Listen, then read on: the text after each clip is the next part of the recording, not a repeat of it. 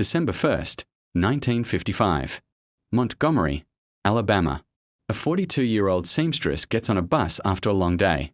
She sits in the middle section, the neutral zone where black passengers could sit if no white passengers needed the seats. The bus fills up.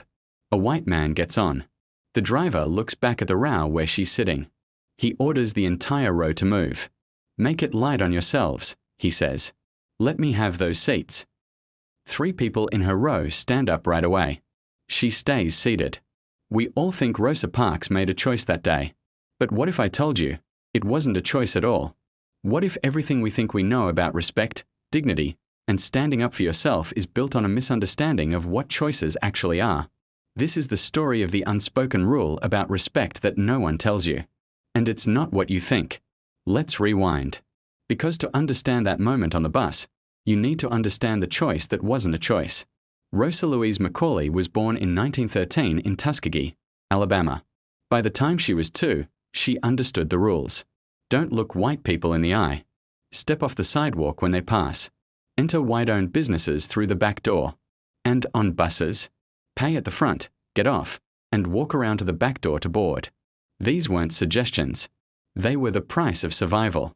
In 1943, 12 years before that famous bus ride, Rosa Parks boarded a bus driven by James F. Blake.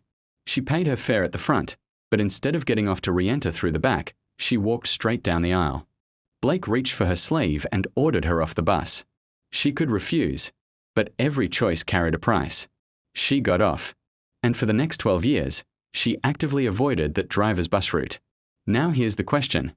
Did she choose to comply? Most people would say yes. She chose to get off the bus. She chose to avoid conflict. But let's add the context they don't teach you in school. In 1943 Alabama, what happened if a black person refused a bus driver's order? The driver could have them arrested immediately. The police would come, and you'd be charged with disorderly conduct or violating segregation laws. But the legal system was just the start. You'd be fired from your job.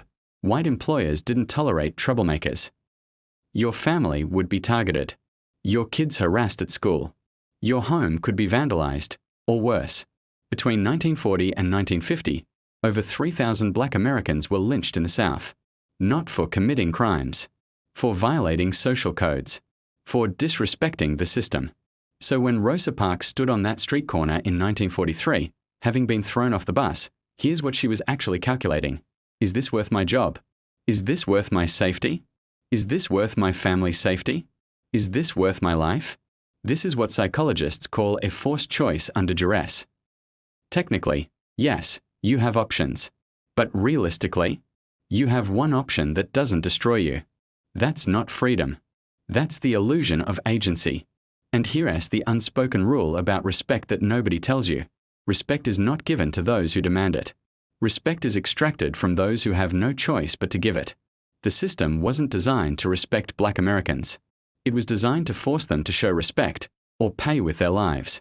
But Rosa Parks understood something deeper. She wasn't the first to refuse. And the stories of those who came before her reveal the true cost of that choice. 9 months before Rosa Parks, on March 2, 1955, a 15-year-old girl named Claudette Colvin refused to give up her seat on Montgomery bus. She was arrested, dragged off the bus by police, and charged with violating segregation laws, disorderly conduct, and assaulting an officer. The NAACP considered making her the face of a legal challenge. But Claudette was young, dark-skinned, and poor. Worse, in their eyes, she became pregnant by an older man shortly after her arrest. The civil rights leaders made a calculation. She wasn't respectable enough. The white media would destroy her character. The movement needed someone better. So they abandoned her case. Claudette Colvin's choice to refuse cost her everything. No movement, no support. Just a criminal record and a reputation destroyed. And there were others. In October 1955, 18-year-old Mary Louise Smith was arrested for the same reason.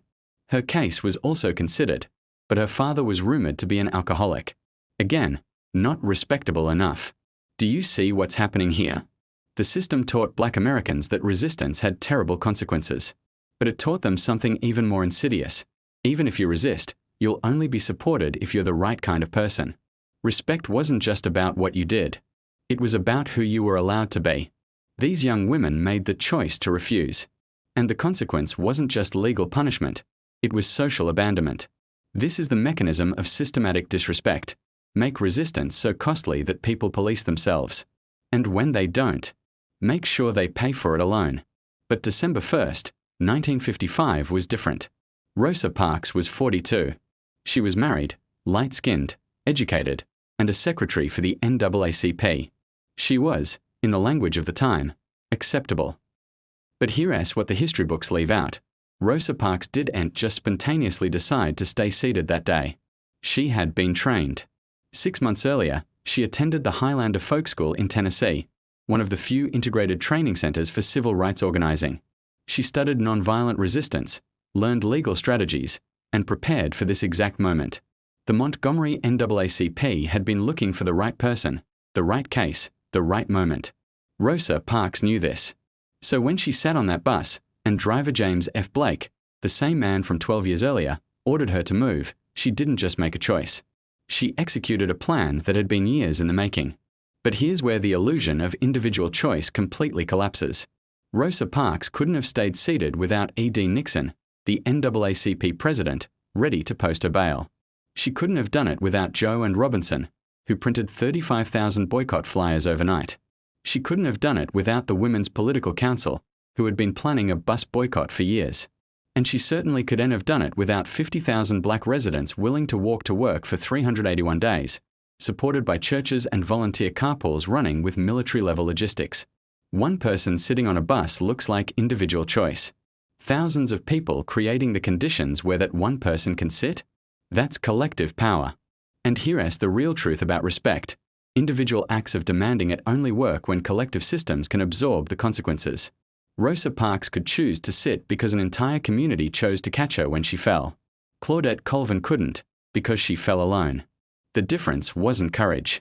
It was infrastructure. But the story doesn't end there. Because when you spend your life navigating choices that aren't really choices, it reshapes who you are.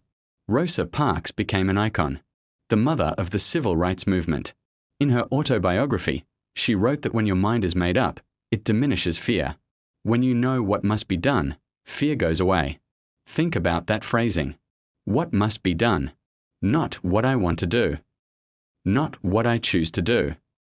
This is the language of someone who learned that personal preference is a luxury.